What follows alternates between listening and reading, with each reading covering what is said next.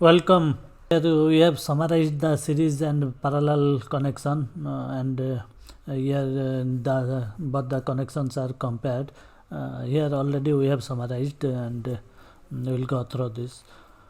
In the left, the resistances R1, R2 and R3 are in series, and in the right, these three resistances are in parallel, and in the left, the same voltage V is applied as in the right, because we have to compare, means the resistances should be same and voltage should be same. In this circumstance, we will study the where this voltage is connected, means some battery is connected like this. You can think like this, but you can also avoid this. The circuits are also represented in this way, and so that some voltage is connected across the terminals. Here also same thing. Okay, now what is the equivalent of these three resistances in series? RES, that is R1 plus R2 plus R3, and in case of parallel, if REP is the equivalent, then they are related by this formula: 1 by REP is equal to 1 by R1 plus 1 by R2 plus 1. That we have already studied, but here just summarized.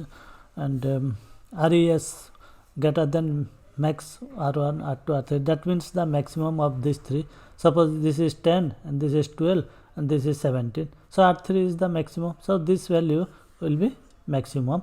Okay. So RES will be maximum of these three. Maximum. So RES will be greater than the maximum of this. Maximum of this is 17. So greater than 17. It will be greater than 17.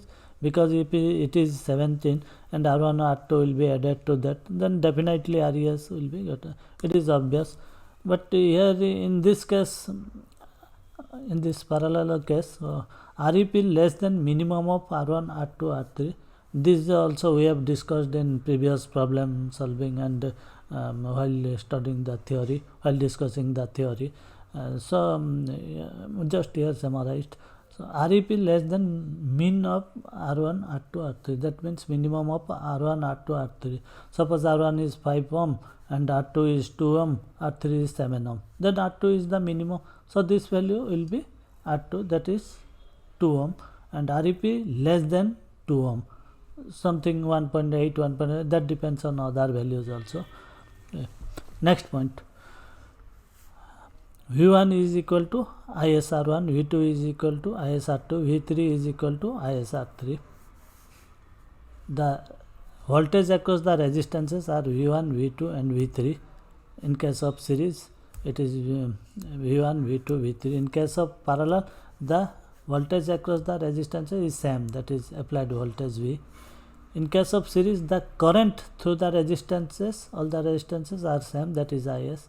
In case of parallel, the current through the resistances are different, I1, I2 and I3 flowing through R1, R2 and R3 respectively. In case of series connection, V will be sum of the resistances across the in case of series, the voltage applied is equal to sum of the voltage across the resistances. So V is equal to V1 plus V2 plus V3.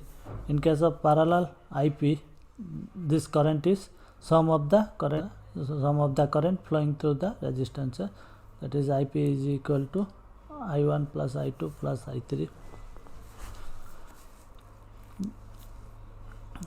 Here also, in case of series, V1 is equal to ISR1, V2 is equal to ISR2, V3 is equal to this is simple Ohm's law applied across all the resistances, and IS is the current, same current flowing through them.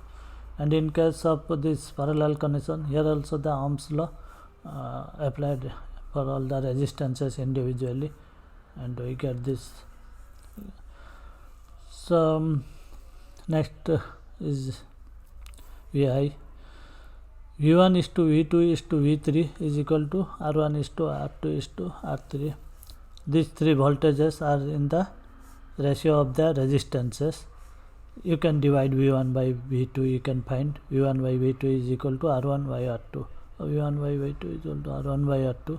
Similarly, V2 by V3 is equal to R2 by R3, and here in this case I1 is to I2 is to I3 is equal to 1 divided by R1 is to 1 divided by R2 is to 1 divided by R3.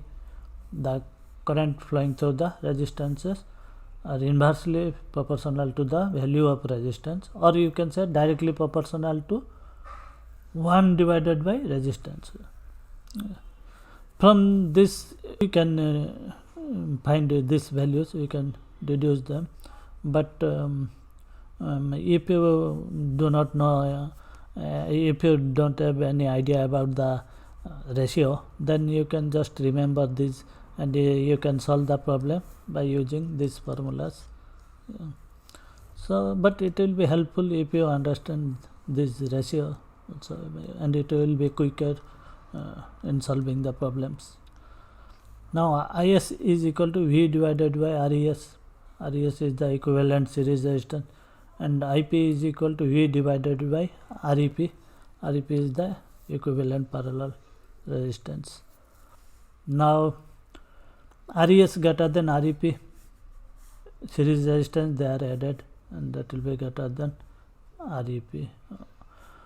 So IS will be less than IP. The denominator is more here, that's why it will be this value will be less and it will be more. Here this REP is less, it will be more. And we will compare the power consumed by series and parallel circuit later, because we have not yet discussed anything about the power. So that's all, and we'll discuss more next time. We'll also revisit the Ohm's law. Okay, see you next time.